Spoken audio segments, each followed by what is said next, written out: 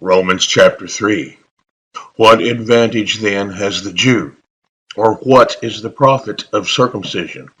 Much in every way, chiefly because to them were committed the oracles of God. For what if some did not believe? Will their unbelief make the faithfulness of God without effect? Certainly not.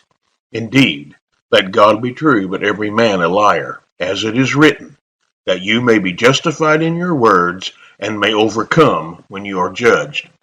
But if our unrighteousness demonstrates the righteousness of God, what shall we say?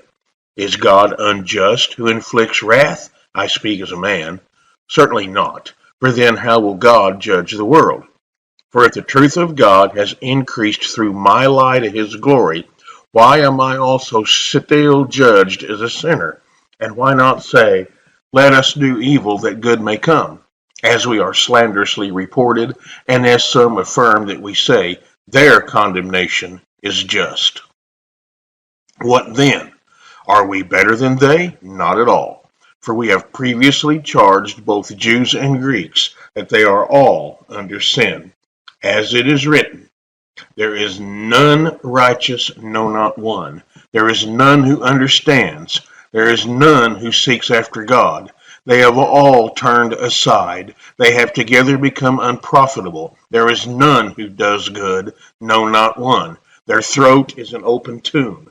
With their tongues they have practiced deceit. The poison of asps is under their lips, whose mouth is full of cursing and bitterness. Their feet are swift to shed blood. Destruction and misery are in their ways, and the way of peace they have not known. There is no fear of God before their eyes.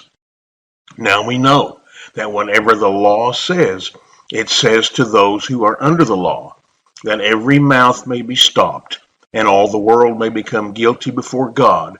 Therefore, by the deeds of the law, no flesh will be justified in his sight, for by the law is the knowledge of sin.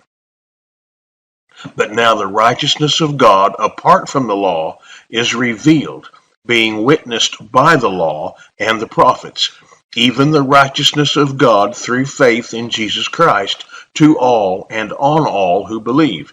For there is no difference, for all have sinned and fall short of the glory of God, being justified freely by his grace through the redemption that is in Christ Jesus, whom God set forth as a propitiation by his blood through faith to demonstrate his righteousness, because in his forbearance God had passed over the sins that were previously committed, to demonstrate at the present time his righteousness, that he might be just and the justifier of the one who has faith in Jesus.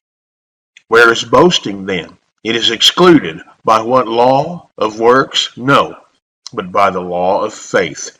Therefore we conclude that a man is justified by faith apart from the deeds of the law. Or is he the God of the Jews only? Is he not also the God of the Gentiles? Yes, of the Gentiles also. Since there is one God who will justify the circumcision by faith and the uncircumcised through faith, do we then make void the law through faith? Certainly not.